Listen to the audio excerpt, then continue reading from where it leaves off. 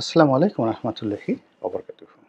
সম্মানিত দর্শক, বিএনপির রাজনীতি নিয়ে, রাজনীতির ভবিষ্যৎ নিয়ে এবং আগামীতে যে নির্বাচন, সম্ভাব্য নির্বাচন, সেই নির্বাচনে বিএনপির ভবিষ্যৎ নিয়ে সংক্ষেপে আপনাদের সঙ্গে আলোচনা করব।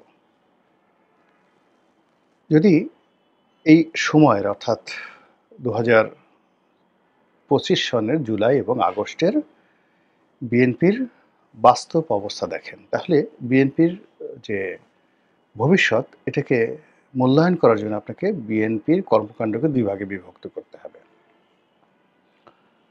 প্রথম কর্মকাণ্ডটি হলো রাজনীতি, বিএনপির রাজনীতি। আর দ্বিতীয় যে কর্মকাণ্ড, সেই কর্মকাণ্ডটি হলো একটা ইলেকশনে অংশগ্রহণ করা। তো ইলেকশন বলতে যেটা বোঝায় সেটা হলো রাজনীতির একটা চূড়ান্ত ফলাফল, এবং এটাকে আপনি অনেকটা যুদ্ধের সঙ্গে তুলনা করতে পারেন। এটাকে অনেক সময় আপনি একটা প্রতিযোগিতামূলক খেলার সঙ্গে তুলনা করতে পারেন, যুদ্ধ এবং খেলা। তো যুদ্ধ করার জন্য আপনাকে যুদ্ধাস্ত্র লাগবে, কৌশল লাগবে, শক্তি লাগবে, জনসমর্থন লাগবে। মানে আপনি যে যুদ্ধ করবেন, আপনার প্রতি যদি পাবলিক সাপোর্ট না থাকে, তাহলে আপনি যুদ্ধে জয়লাভ করার পরেও সাস্টেন করবেন না। যেমন বিখ্যাত যুদ্ধ, দ্য ব্যাটেল অফ গাউগেমেলা।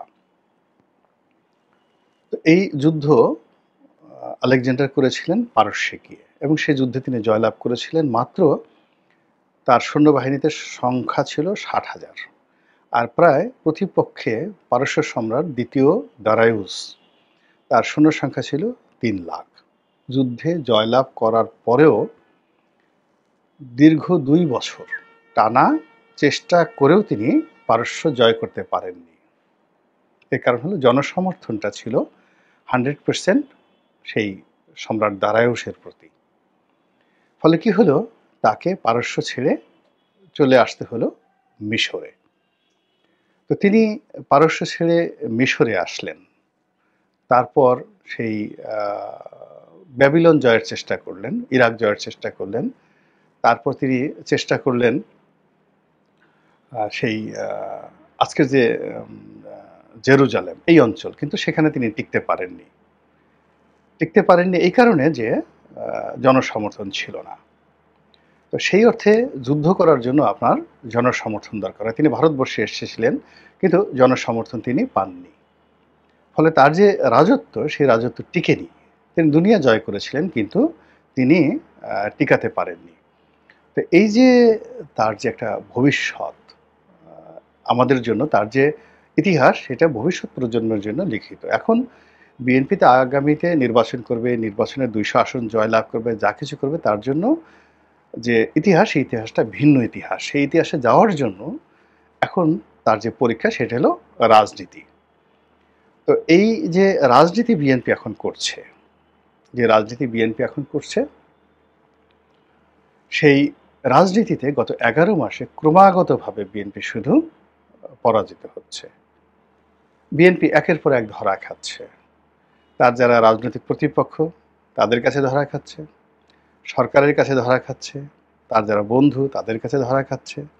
এমনকি বিএনপির যে অভ্যন্তরীণ যে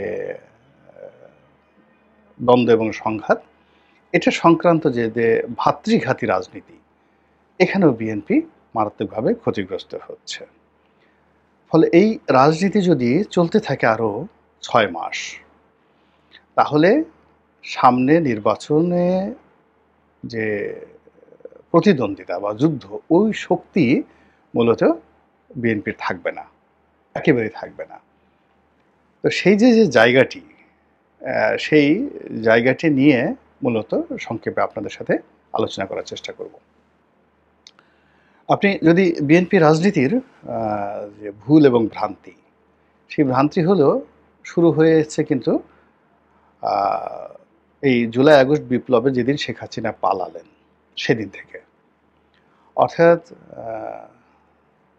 গণঅভ্যুত্থান বলেন, আন্দোলন বলেন, জুলাই আগস্ট বিপ্লব বলেন, ওখানে তাদেরকে সমর্থন দেওয়া, এটা ছিল বিএনপির একটা যাকে বলা হয় রাজনৈতিক কৌশল। কিন্তু তারা যে জয়লাভ করবে, তারপরে তাদেরকে যে লজিস্টিক প্রকাশের সাপোর্ট দিয়ে সামনে রাজপথে নামতে হবে, এই কাজটি কিন্তু বিএনপি করতে পারেনি, অর্থাৎ এই সাহসটা তারা নিতে পারেনি।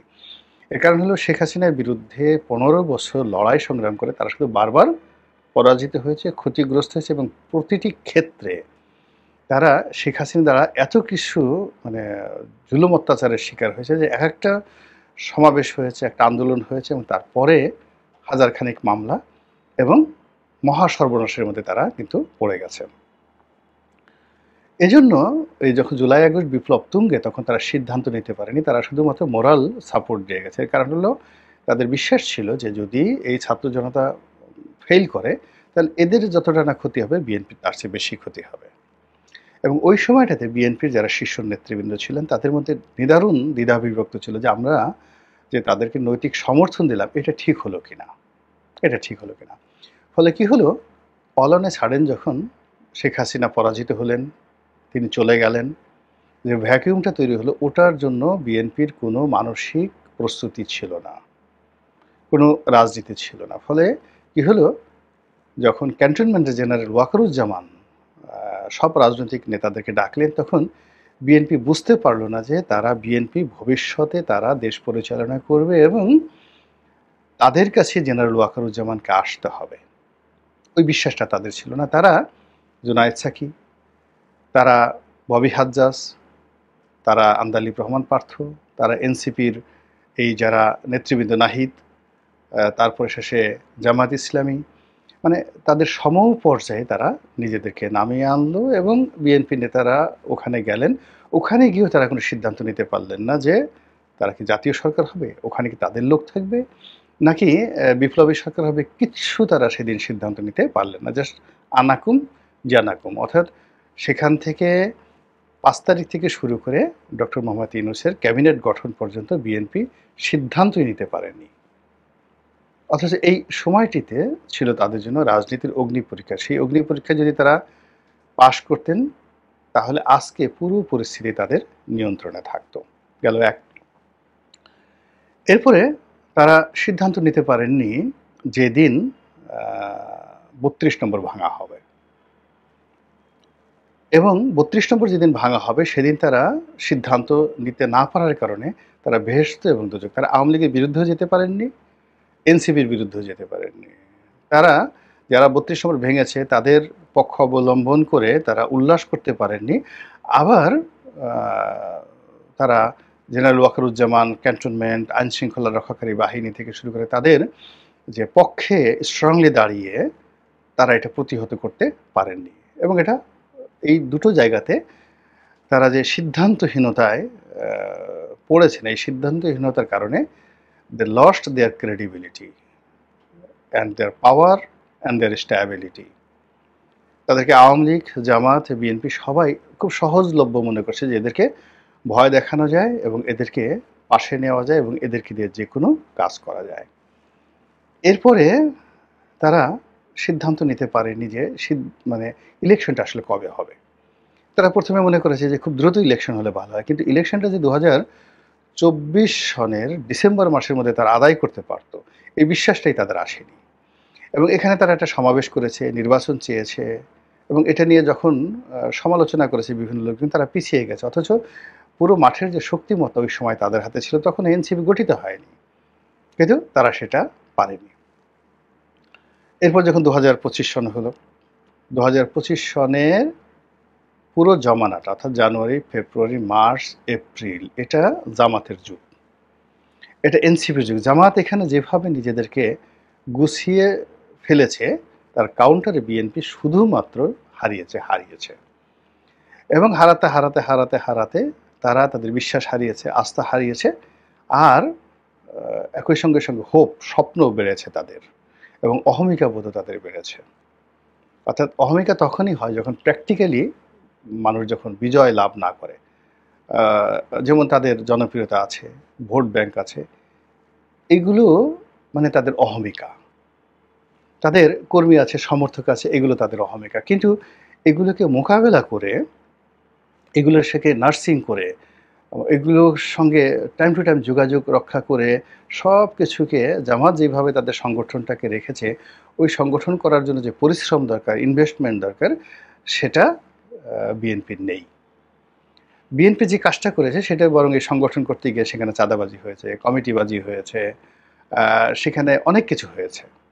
তো এইগুলো অনেক কিছু হওয়ার ফলে কি হলো, নেতাকর্মীদের মধ্যে বিভেদ তৈরি হয়েছে। সেই বিভেদটা এই ক্ষমতার সময় এসে যারা ১ কোটি টাকা দিয়ে একটা কমিটির প্রেসিডেন্ট সেক্রেটারি হয়েছে, তারা জাস্ট ১ ঘন্টা সময় দেয় নাই বিএনপিকে। তারা সেই টাকা তোলার জন্য চাঁদাবাজি শুরু করেছে।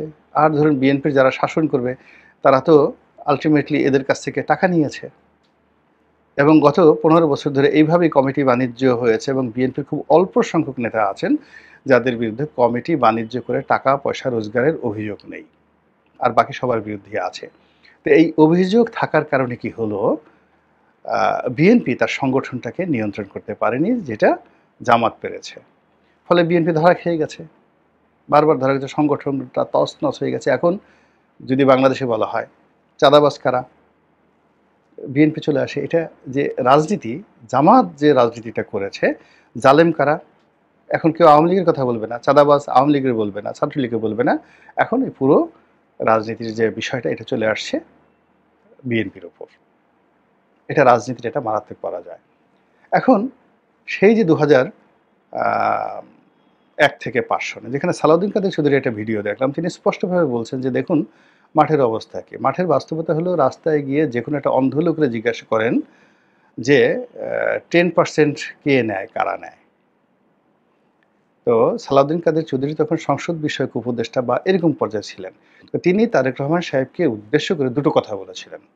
একটা কথা হলো, কুকুরের লেজ নাড়ায়, লেজে কুকুর নাড়ায়। তা বিএনপির মধ্যে দেখেন তখন কতটা গণতন্ত্র ছিল। এটার জন্য সালাউদ্দিন কাদের চৌধুরীকে বা তার গাড়িতে কখনো ছাত্রদলের হামলা হয়নি, বা তাকে হাওয়া ভবনে ডেকে পাঠানো হয়নি। তারেক রহমানকে নিয়ে কার্টুন হয়েছে, অনেক কিছু হয়েছে। তো সেই সময়তে তিনি আর একটা কথা বলেছিলেন যে এই বাংলাদেশের দুজন মহিলা আছেন। এক মহিলা তার বাবার প্রেমে অন্ধ, আর এক মহিলা আছেন সে তার সন্তানদের প্রেমে অন্ধ। সন্তানদের ব্যাপারে তার কাছে কোনো কথাই বলা যায় না। বেগম খালেদা জিয়াকে উদ্দেশ্য করে প্রাইম মিনিস্টার তিনি কিন্তু ওই কথাগুলো বলেছিলেন। এবং আরেকটি কথা যেটা এখন ভাইরাল, সেটা হলো যে 10%, মিস্টার 10%, তারেক রহমান নিজে মিস্টার 10%। বললেন পথে ঘাটে মাঠে জিজ্ঞেস করে দেখেন, সবাই তাকে 10% বলে। এবং আমি এই কথাটা আজকে একটা সাক্ষ্য দিচ্ছি যে ওই সময়টাতে আমার একটা বাস্তব অভিজ্ঞতা হলো যে গুলিস্তানের যারা চাঁদা কালেকশন করে, ওই যে টোল কালেকশন করে, চাঁদাবাজি বসায়, তো সে তারাও বলে, তারা গিয়ে বলতে চাই বেশি করে টাকা দাও, এই টাকা হাওয়া ভবনে দিতে হবে। চাঁদাবাজ মানে চাঁদা তারেক রহমানকে দিতে হবে, এই কথা বলে তারা চাঁদা কালেকশন করতে। ফলে কি হলো, গুলিস্তানের সাধারণ মানুষের মধ্যে এই জিনিসটা চলে গেল। এরপর আর একটা খুব গোপন কথা বলি, যেটা গিয়াসউদ্দিন আল মামুন সাহেব আমাকে বলেছেন জেলখানাতে। দেখেন কিভাবে দুর্নাম বদনাম ছড়িয়ে পড়ে, এবং তারেক রহমান সাহেবকে এই জিনিসগুলো জানতে হবে। সেটা হলো নাজমুল হুদা সাহেব। নাজমুল হুদা সাহেব তিনি যোগাযোগ মন্ত্রী, এবং তিনি তারেক রহমান সাহেবের মেন্টর হিসেবে তখন খুবই প্রভাবশালী।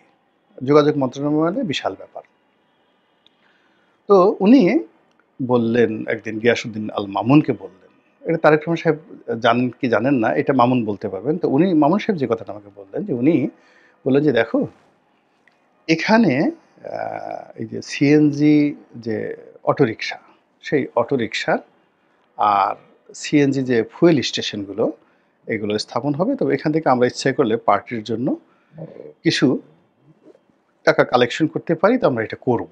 মানে উনি সিদ্ধান্ত নিলেন, উনি খুব ভালো টাড়া লোক ছিলেন, করলেন। তো মামুন শুনলেন, আমি বলে আচ্ছা ঠিক আছে, দেখেন যেটা আলাপ আলোচনা করে ভালো হয় সেটা করলেন। তো মামুন সাহেবের যে বক্তব্য, গিয়াসউদ্দিন আল মামুন, যে উনি ফান্ডে, ওই পার্টি ফান্ডে হয়তো ১ কোটি টাকা জমা দিয়েছেন, কিন্তু নিজে ১০০ কোটি টাকা মেরে দিয়েছেন বস্তা ভরে ভরে। মানে এই হাওয়া ভবনের কথা বলে, তারেক রহমানের কথা বলে, এই গিয়াসউদ্দিন আল মামুনের কথা বলে তারা সেই টাকা নিয়েছেন। টাকা নিয়ে পার্টি ফান্ডে হয়তো দিয়েছেন ১ কোটি, কিন্তু নিজেরা ১০০ কোটি টাকা মেরে দিয়েছেন। দ্যাট ওয়াজ হ্যাপেনিং, এবং সেটা সেখানে হয়েছে। একইভাবে যেটা আরেকটা কথা এই যে মামুন আমাকে বলেছে, তারপরে আবার সেই সেম কথা এখন পিনাকিও বলছে এবং সম্ভবত পিনাকিকে এই কথা বলার জন্য মামুন সাহেব বা অন্য যারা আছে তারাই এই তথ্যগুলো দিয়েছেন বা তারেক রহমান সাহেবের যে এখন মিডিয়া সেল দেখেন যে ভদ্রলোক মিস্টার পাভেল তিনিও হয়তো এই তথ্যগুলো দিতে পারেন। সেটা হলো ওই যে খাম্বা নিয়ে। মানে খাম্বা যখন তৈরি করা হলো এর 90% যে কাজ, 90% কাজগুলো পেয়েছেন জেমকন গ্রুপ। জেমকন গ্রুপ মানে কাজী শাহেদ আহমেদের কোম্পানি এবং তার অন্যান্য সিস্টার কোম্পানি। অনলি 10% কাজ পেয়েছে মামুনের কোম্পানি মানে খাম্বা। কিন্তু বদনাম হয়েছে 100% তাদের। তো এরকম অনেক কিছু হয়েছে এবং ঠিক সেম জিনিসটা কিন্তু এখন হচ্ছে। আবার সেই 10% এখন এই যে চাঁদাবাজি হচ্ছে, আপনি গিয়ে দেখেন পল্টনের মোড়ে থেকে গুলিস্তান পর্যন্ত বায়তুল মোকাররম এই ৩ টা জায়গা দেখেন। বায়তুল মোকাররমের সামনে, পল্টনের মোড়ে এবং গুলিস্তানে। আগে যেখানে হকারে মানে ফুটপাতে হকার বসতো ১০ জন, এখন এই এলাকাতে হকার বসতেছে ২০ জন। Varieties hawker. প্রতি হকারে আগে যাদের কাছ থেকে চাঁদা নেওয়া হতো ৳১০০ আওয়ামী লীগ জমানাতে, এখন চাঁদা নেওয়া হচ্ছে ৳৫০০ পার ডে। ৳৫০০ পার ডে চাঁদা নেওয়া হচ্ছে এবং এটা নিয়ে কয়েক দফা মারামারি হয়েছে। এখন এই টাকা কোথায় যাচ্ছে? ওই যে আগের বলতেছে যে হাওয়া ভবনে যাচ্ছে বা 10% এর কাছে যাচ্ছে এবং আবার সেই তারেক রহমানের বিরুদ্ধে 10% বদনাম চলে আসছে এবং পুরনো ভিডিওগুলো সামনে চলে আসছে। It means it's a politics. মানে বিএনপির বিরুদ্ধে পলিটিক্স এবং সেই পলিটিক্স আজকের দিন পর্যন্ত একেবারে সেই লন্ডনে তারেক রহমান, ডক্টর ইউনূসের বৈঠক, তারপরে শেষে এরশাকের মেয়র পদ দাবি করা, সেখানে আদালতের রায়, তারপরে শেষে সেখান থেকে আবার উইথড্র করা। এই পুরো অন্ততপক্ষে ১০০ পলিটিক্স হয়েছে প্রতি মাসে এবং এখন হচ্ছে। প্রতিটি পলিটিক্সে বিএনপি ধরা খেয়েছে এবং এই যে গোপালগঞ্জের যে পলিটিক্স হলো, এই গোপালগঞ্জের পলিটিক্সে বিএনপি ধরা খেয়েছে। তারপরে এই যে মিটফোর্টের যে পলিটিক্স সেখানে বিএনপি ধরা খেয়েছে। প্রত্যেকটা ক্ষেত্রে